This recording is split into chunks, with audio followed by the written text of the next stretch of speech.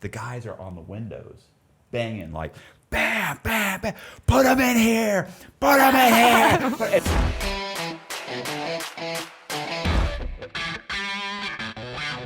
You know, I've only done 6 months in the county jail before that for misdemeanor, never been on felony probation, never been to a drug rehab, never done drug court, never done any of these things. What do you mean 5 years in prison? I'm 20 years old. You know, like what? I was so scared. And, my public defender at the time was like, you're not going to get 5 years. The first offer is always crazy, da-da-da-da-da.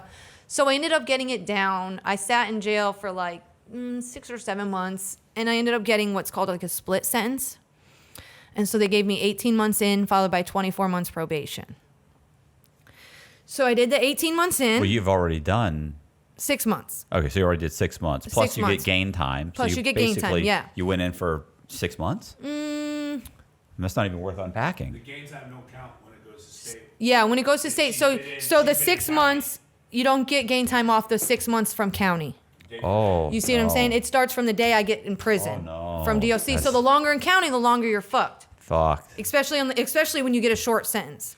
Like 6 months on an 18-month sentence is pretty average. People sit in jail for 6 months before they get sentenced. You know, that's pretty average. Yeah, and the feds is like a year. Yeah. Yeah, so it just drags. That was fine. I did that, but when I got to prison, my first day, when I walk into reception, I'm informed that I'm a youthful offender.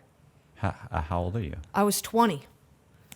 I was 21. No, I was 21 when I made it to DOC. I was 21, but youthful offender in the state of Florida is 24 and under. Really? After the age of 18, the state can decide if they want to put you in general population or if they want to keep you in YO status till you're 24, till your 24th birthday.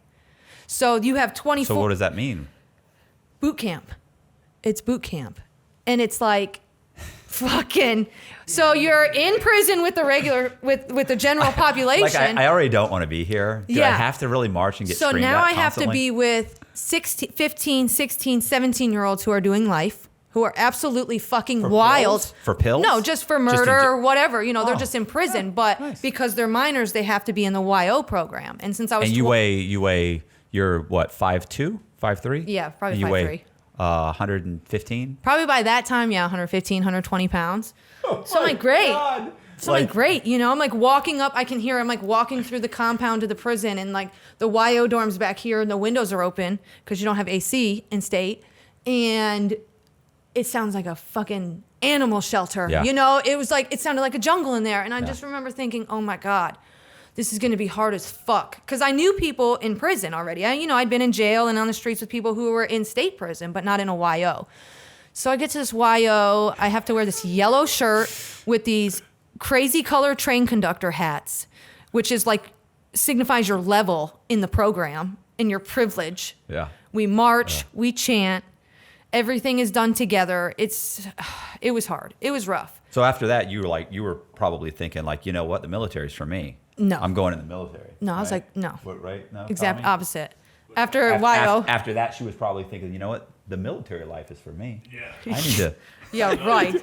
Listen, I actually do well in like environments like Right. that, believe it or not. But which I think is from prison now. At that time, I didn't. I do now, but. Oh yeah, like I'm much better if I'm on some kind of a schedule and I'm more something more regimented. I plan Right. everything. That's Like the I routine. plan what I'm gonna Right. do. Yeah. I was just thinking only because it relates to you. This is funny. We were going to, after I'd been locked up, I was transferred one time to go back to court. Mm-hmm. And when I was being we went through a transfer center. Now I've already been locked up like 7 years. So all the fright and the scariness and everything of prison is just like, whatever, bro. Yeah. Like it's over. Mm-hmm. So we were transferred, and then they transfer you. They'll take you from a bus here, drive you for 6 hours, put you here for 2 days, get you on another bus Take to you go here, here. You know, yep. so we get off, and I remember there are these guys. You know, they give us our blanket and our no pillow, just a blanket and your other bullshit and your stuff, and you walk into your cell, and it's like 11:30 at night.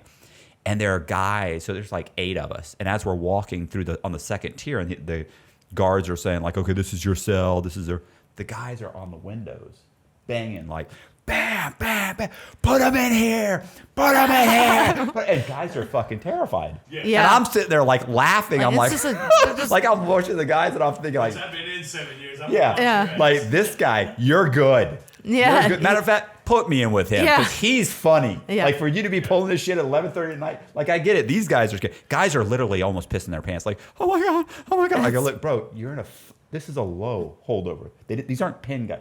You're fine. You're fine. And they're like, oh, bro, I can't do this. I can't do this. I'm like, calm down. They're fucking with you. Yeah, it'll be fine. Yeah, they're absolutely fucking But it's with terrifying. you. Like, yeah, if you don't know. Initially, it's literally just uncontrollable shaking. Like, what's going to happen? That's how I felt. It wasn't like I wasn't scared. Like I didn't think, oh my God, I'm going to die. Right. Like I was just like, great, this is going to be hard. I'm going to have to fight. I'm going to be in confinement because I've heard about YOs. I've already heard about them. Like I said, they're worse than adult prisons. because they haven't.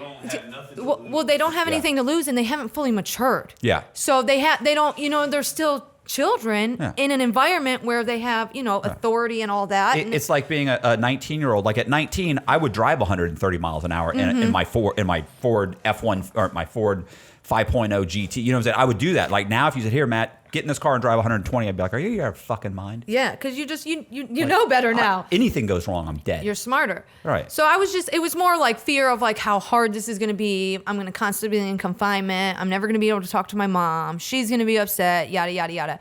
So I get there and it ends up not being that bad. I mean, it was wild. I kind of just stayed in my own lane though. Like I said, I was 21.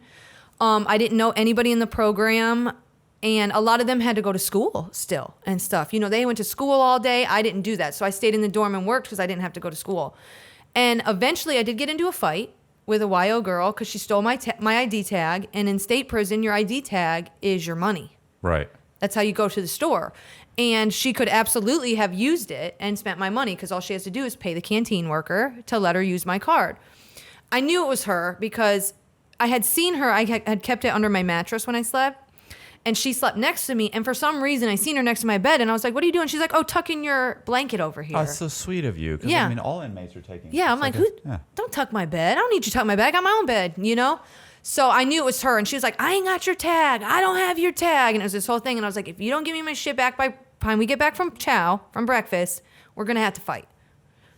All these YOs see what's going on. I can't be punked like this. Yeah. You know what I'm saying? Fuck that. Yeah, they'll be eating out of my locker after this. Yeah, so I ended up, we get back. She still wants to deny that we don't have the tag. So she went to swing on me first. I ducked it and hit her, and we fought. And then, they said one time. So here comes the cops. We jumped off each other. The cops had already seen it. They could see it through the bubble. That's why they were coming. But I didn't want to get pepper sprayed. Right. So we jumped off each other. They asked us what happened. I was like, it's just a disagreement. She tells them, she thinks I stole her ID tag.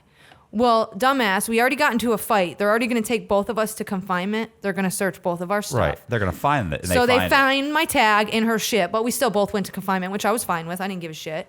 So I went to confinement. The only thing that sucked about it was my first Thanksgiving and Christmas away from home. I had never been away from my family for Thanksgiving and Christmas, and I was in confinement. So I couldn't even speak to them, couldn't even do nothing, didn't even have a fucking pen to write them a letter. Right. You know what's so funny is that like sucks. It's all this drugs and stealing and doing this and doing that and doing this, but the thing is, you're still just a 20-year-old girl. Yeah, and I still, no matter how many, I gotta talk to my mom. It's like, what do you, it's like these guys are like robbing banks and getting into car chases and then being concerned if they can see their mother. Their mothers, like, yeah. What's like the disconnect there is just insane. It was, but yeah. So I couldn't write them or nothing. But then I get out of confinement. You don't get it. Most of the time, you don't get any extra time. Sometimes you lose gain time, but not really for fights because they happen so much. Yeah, confinement's the shoe, right? Yeah, confinement's the shoe. Yeah, they just call it confinement in state though. So I did that, and in confinement in state, since I was a YO, I could only have a YO bunkie. So for part of the time, I didn't have a bunkie at all in confinement. Which some people say they like, but I'll lose my fucking mind if I don't have somebody to talk to, So I had somebody, a girl came in with me, and we made like a little Christmas tree out of like paper and hung it on the wall, and it was fine. I got out, and the first day I'm out of confinement, I'm back in my dorm, and my sergeant calls me to the window and says, pack your stuff. You've been declassified. You're going to general population. I have no idea why. He had no idea why. I still have no idea why. Probably because, clearly she's willing to fight. So, she's gonna be okay. But yeah, I don't know. So, and when they said that, I was like, holy shit. So I start packing my shit. I'm all excited. So you were excited because you figured that's better than I need to be with the adults. I need to be with adults. Well, keep in mind, the whole time I was locked, like when I was in the U.S. Marshals holdover, like I'm thinking I'm better off here than I am in a prison. But everybody, guys that had been in before are like, they're literally saying, bro, I can't wait to get to prison. Like, what? Like, what do you want to go to prison? Like, to me, that's Shawshank, but they're like, no, bro, it's so much better. You can get ice cream. You can watch movies. You can get a job. You can do, it's like. You live life. Yeah. Kind you of. can kind of have a little life in there. Sense of normalcy. But in county, you don't have shit. No. And then in YO, it's like I said, worst. it's like boot camp. YO, it was fine. Like I could have got through it. I would have got through it. But I was super excited to be declassified and go to general population and be with adults and be with people I knew. And when that happened, all the other YOs were like, "How did you do it? How did it happen?" I said, "I have no idea. I didn't do anything." You know what I mean? They just did it.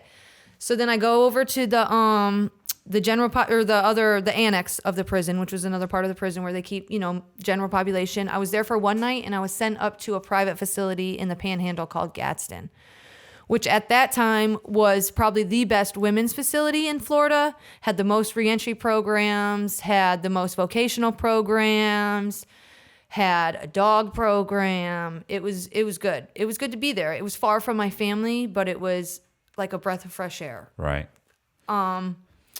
I ended up going to school. I graduated high school. I have a high school diploma. So in state prison, if you don't have a high school diploma, they make you to go to school to try to get your GED. Not everybody's successful, but you at least have to go to school. I know. I taught GED. Yeah. So some of those guys are just not getting it. Not getting it. Some of them are not getting it. So I didn't want to work in the kitchen though.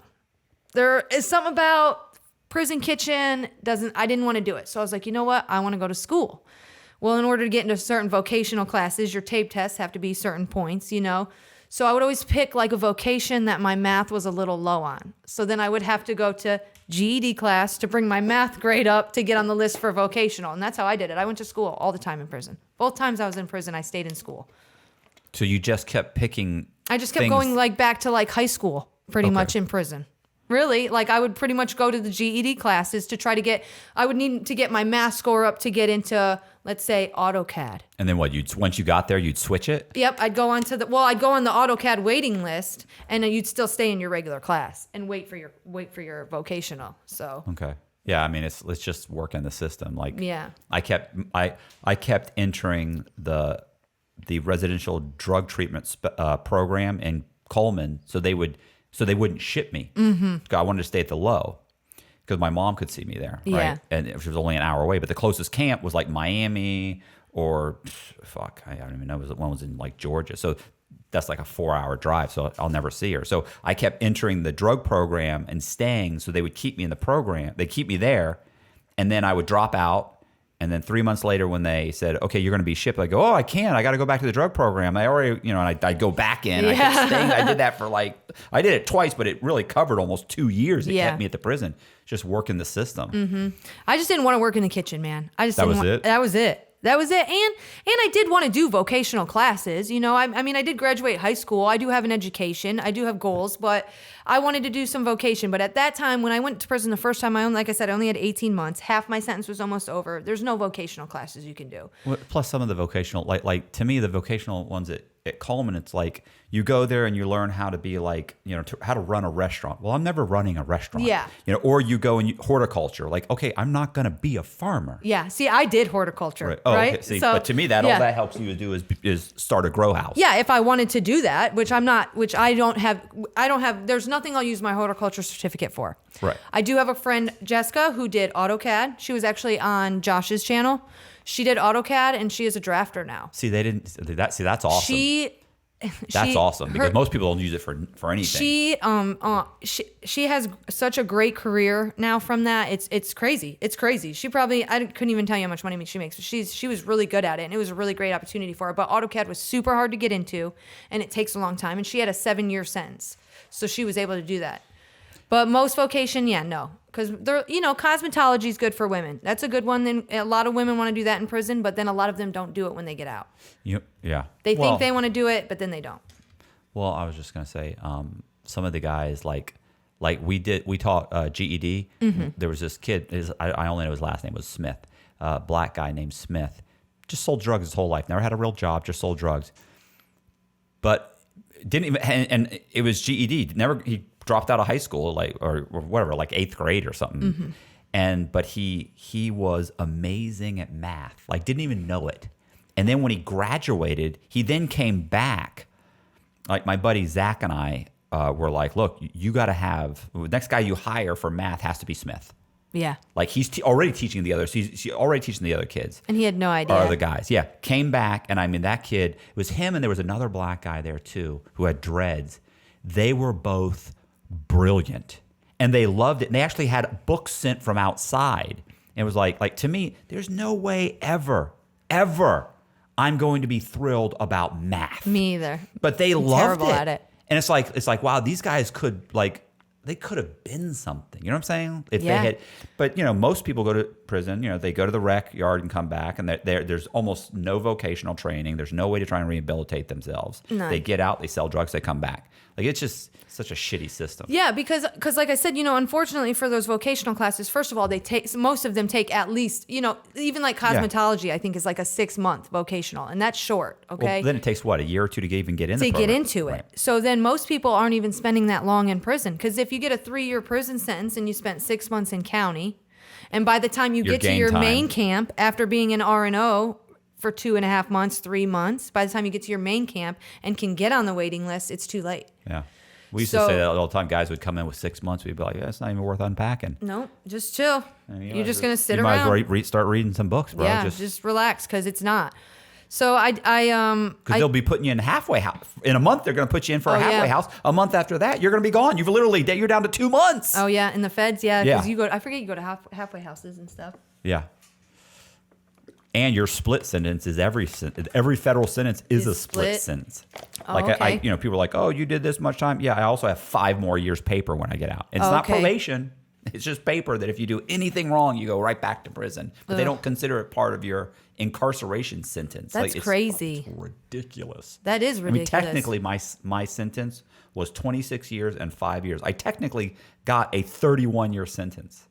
But I don't say that because then you have to explain it to everybody. Yeah. And then they're like, well, I don't understand. People are like, oh, you're lying. Yeah. All right, Yeah. All right, I'm done.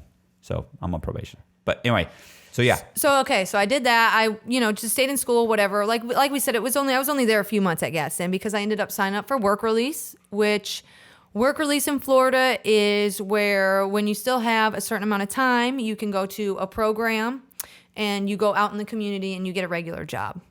You wear regular clothes. You have all those Cool. privileges, and you go get a regular job and you get paid.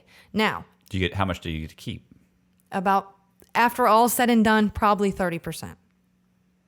Which And that's sucks, being nice. Which sucks, but at least it's you're better getting, than nothing. right. Absolutely. It's better than being in That's prison. what I would be in the halfway house, and guys would bitch because they take 33 Take it or all. 30. Well, no, in the halfway house they'd take like 30% or 35% of like everything you made. And guys would be bitching and moaning, and I mean, bro, as opposed to they are feeding you, they are clothing you, they are keeping not clothing you, but they're keeping like 30%. That's what you should be paying in an apartment. So yeah, the it's work release. something. When I was in work release, the work release program itself took 55% off the top, and then they took 10% that they distributed to court costs, fines, whatever.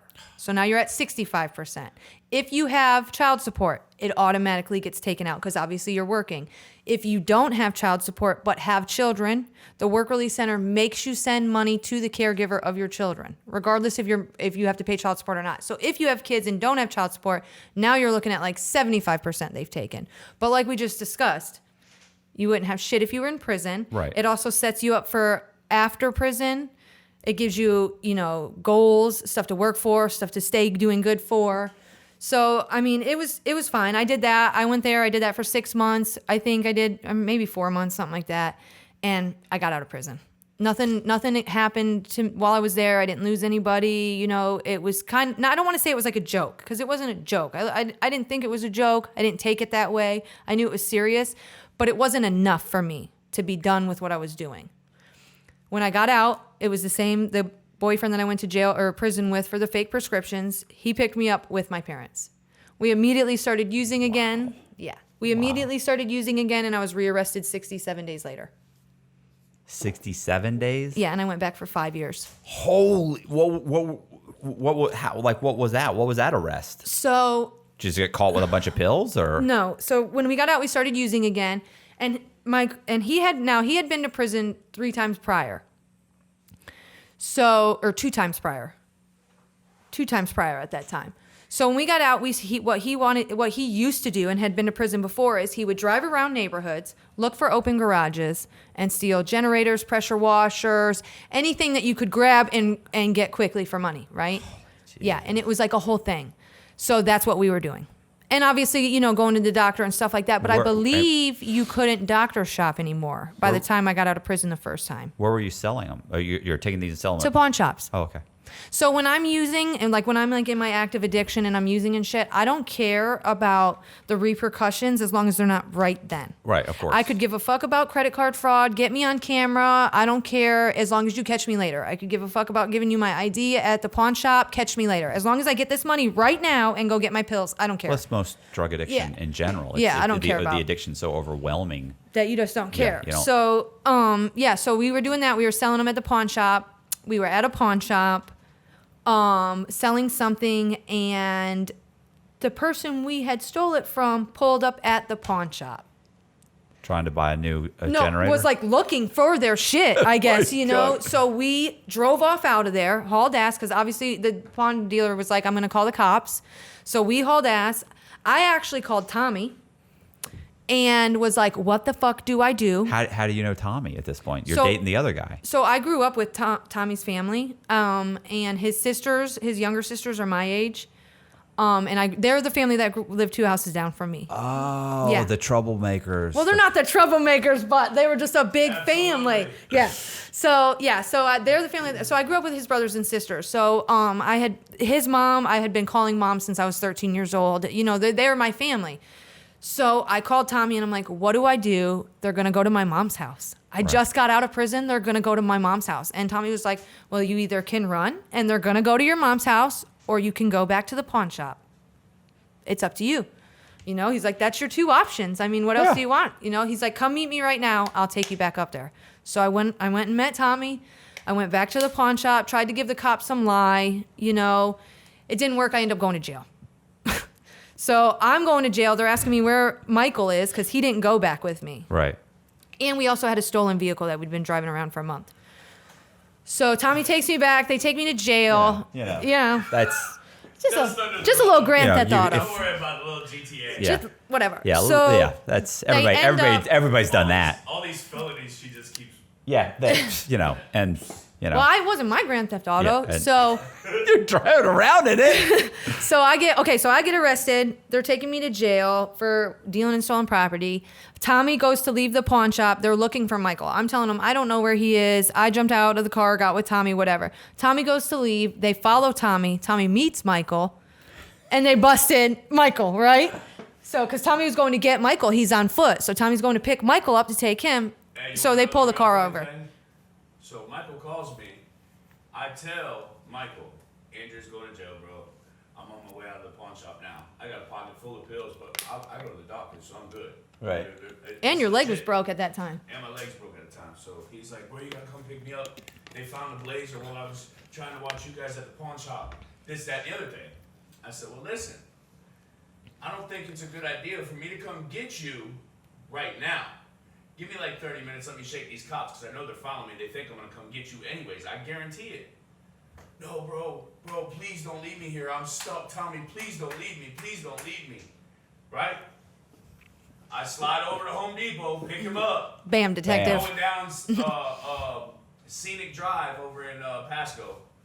And I start seeing all these unmarked cars, marked cars, all this. I said, bro, they're finna pull us. You're going to jail. You want to get out and run and try? Bro, they're not going to pull us, bro. They don't know. He was an idiot. Next thing you know, bro, cops are jumping medians, okay, to pull us over, turn on to 19 off of Scenic Drive and went Jasmine up to 19. And when I tell you there was 35 cops that surrounded us, I'm not bullshitting you. It was ridiculous. Threw us all on For the ground. for dealing in stolen They're trying to property. get me out of the car and throw me on the ground. I said, man, you know who the fuck I am. You ain't after me. The fuck off me. You ain't throwing me on the ground.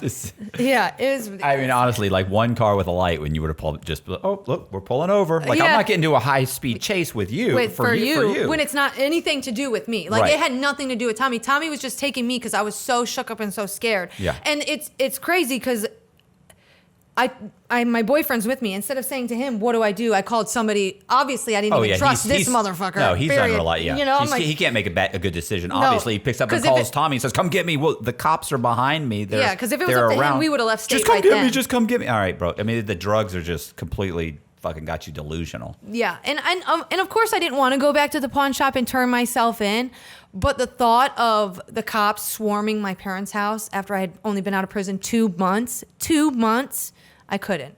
Right. I couldn't. It just was too much for me. It really was. And I would have loved to say that like I didn't go back, but I did. I went back. I turned myself in. He takes me to jail. I get arrested. I got another 12 felonies. Just for drugs? Well, one was a violation of probation because I was on probation for the first prison sentence. Right. Then I had dealing in stolen properties and false information to pawnbrokers, but I had so many. So it was like another 10 or 12 felonies I got with a violation. So I'm in jail, and obviously I don't have a bond because I had in Florida, you don't get a bond if you violate felony probation. Right. So I didn't have a bond, so I knew I was going to going away for a while. I'd already been in prison. They came and served me with a paperwork that's for PRR, which in Florida is a prison release reoffender. So it says that the first 3 years you're out of prison. There's certain crimes you cannot commit. In the feds, they call it recency.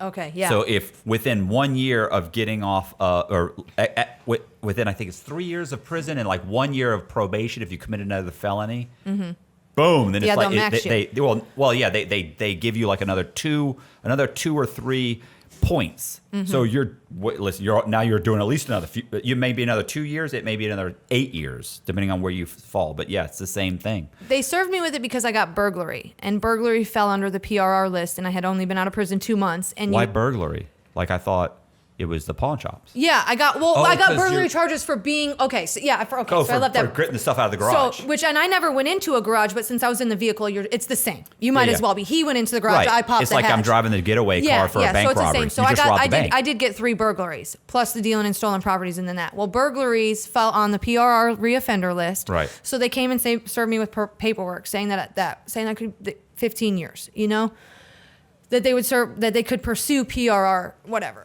So I ended up going to court for a long time. I was in county jail this time for 15 months. My offer from them was 15 years.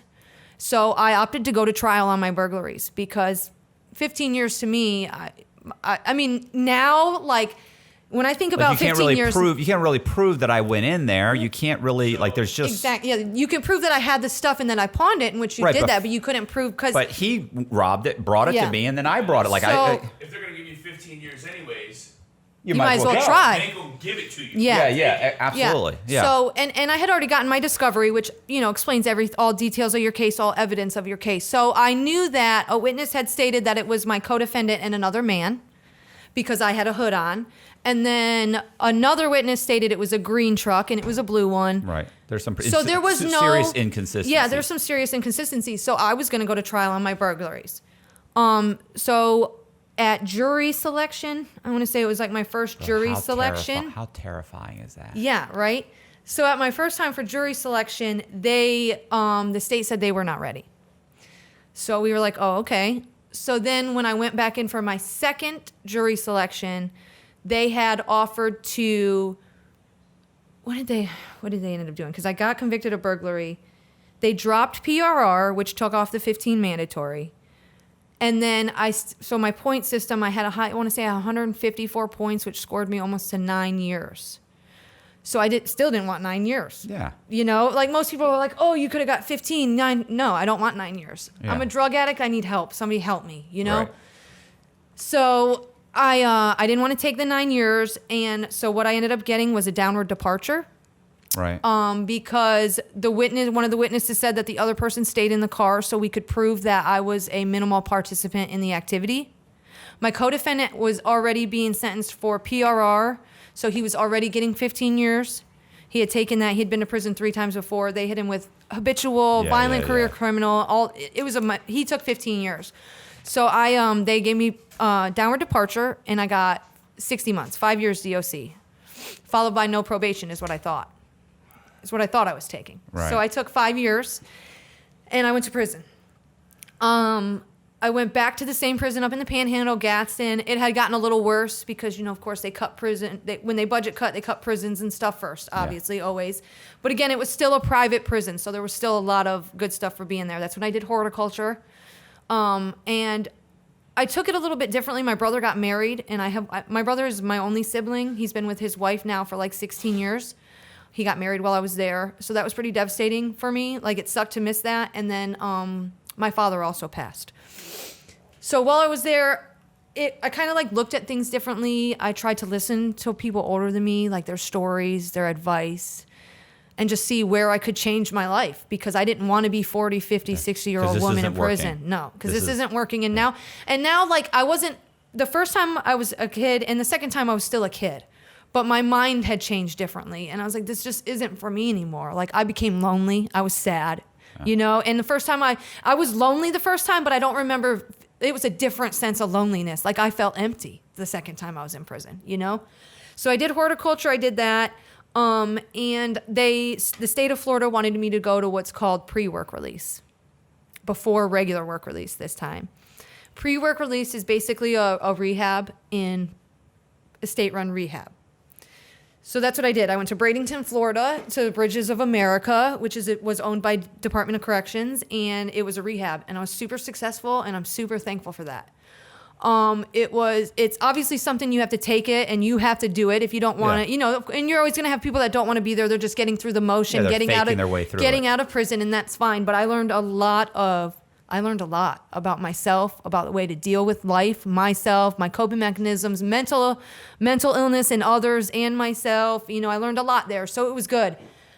And then I went to regular work release again, and I got a job at a restaurant, and I still work there to this day, 6 years later. So it was fantastic. I relocated to where I lived. I went to work release in St. Petersburg, and I relocated there, and that is where I built my life and my family now. So. All right. Yeah. That's cool. I was just going to say the RDAP program that I told you I went into twice. Like that's like to me, somebody asked me the other day, like, should you change? Like, if you could change something about, prison, I was like, every single member before you get out, you have to pass that program. So those are great programs. They teach you all about your criminal thinking and what the errors are. And like, you're like, doesn't everybody think like that? No. Nope, they don't. And it also taught me to like a lot of conflict resolution. Like, I always try to look at the other person's point of view now. Yeah. Always. I always try to. I may not agree with them or disagree with them, but I always try to look at their point of view and see it from their side before I react.